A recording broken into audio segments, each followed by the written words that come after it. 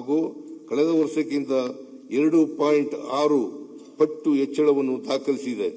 ಹಿಂದಿನ ವರ್ಷಕ್ಕೆ ಹೋಲಿಸಿದರೆ 2025-26ರ ಮೊದಲಾರ್ಧದಲ್ಲಿ ಮಹಾರಾಷ್ಟ್ರ, ಗುಜರಾತ್ ಮತ್ತು ದೆಹಲಿಯಂತೆಯೇ ಪ್ರಮುಖ ರಾಜ್ಯಗಳೆಲ್ಲ ವಿದೇಶಿ ಒಳಹರಿವು ಕಡಿಮೆಯಾದರೂ ನಮ್ಮ ರಾಜ್ಯಕ್ಕೆ ಹೆಚ್ಚಿನ ವಿದೇಶಿ ಹೂಡಿಕೆಯಾಗಿದೆ.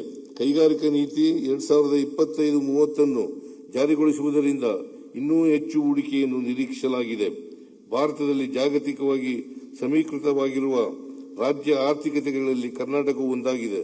ಮಾಹಿತಿ ತಂತ್ರಜ್ಞಾನ ಮತ್ತು ಐಟಿ ಸಂಬಂಧಿತ ಸೇವೆಗಳು, ಜೈವಿಕ ತಂತ್ರಜ್ಞಾನ, ಏರೋಸ್ಪೇಸ್ ಮತ್ತು ರಕ್ಷಣಾ ಕ್ಷೇತ್ರದ ಉತ್ಪಾದನೆ, ಎಲೆಕ್ಟ್ರಾನಿಕ್ ಮತ್ತು ಸೆಮಿಕಂಡಕ್ಟರ್ ವಿನ್ಯಾಸ, ಸ್ಟಾರ್ಟ್ಅಪ್ ಮತ್ತು ಮುಂದುವರಿದ ಉತ್ಪಾದನೆಯಲ್ಲಿ ನಮ್ಮ ರಾಜ್ಯದ ನಾಯಕತ್ವವು ಭಾರತದ ರಫ್ತು ಕ್ಷೇತ್ರ ಮತ್ತು ವಿದೇಶಿ ನೇರ ಹೂಡಿಕೆಯ ಒಳಹರಿವುಗಳಿಗೆ ಪ್ರಮುಖ ಕೊಡುಗೆದಾರರನ್ನಾಗಿ ಮಾಡಿದೆ. ಆದರೆ ವಿದೇಶಿ ವಿನಿಮಯಗಳಲ್ಲಿ ಇತ್ತೀಚೆಗೆ ಪ್ರಸ್ತಾಪಿಸಲಾಗಿರುವ ಸುಂಕ ಕ್ರಮಗಳು ಮತ್ತು ಅಮೆರಿಕ ಸೇರಿದಂತೆ ಇತರ ಪ್ರಮುಖ ದೇಶಗಳೊಂದಿಗೆ ವಾಣಿಜ್ಯ ಒಪ್ಪಂದವು ನಮ್ಮ ರಾಜ್ಯದ ಆರ್ಥಿಕತೆಯ ಮೇಲೆ ಪರಿಣಾಮ ಬೀರಲಿದೆ. ಕರ್ನಾಟಕದಂತಹ ಜಾಗತಿಕವಾಗಿ ಸಮೀಕೃತ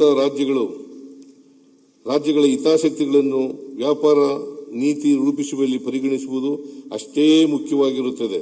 ಸಹಕಾರಿ ಒಕ್ಕೂಟದ ನಿರ್ಧಾರದಲ್ಲಿ ಕೇಂದ್ರ ಮತ್ತು ರಾಜ್ಯಗಳ ನಡುವಿನ ಒಡನಾಟವು ದೇಶದ ವಿದೇಶಿ ವ್ಯವಹಾರಗಳನ್ನು ಬಲಪಡಿಸುವುದರ ಜೊತೆಗೆ ಪ್ರಾದೇಶಿಕ ಆರ್ಥಿಕ ಹಿತಾಸಕ್ತಿಗಳನ್ನು ರಕ್ಷಿಸುವ ನಿಟ್ಟಿನಲ್ಲಿ ಕಾರ್ಯನಿರ್ವಹಿಸಬೇಕು.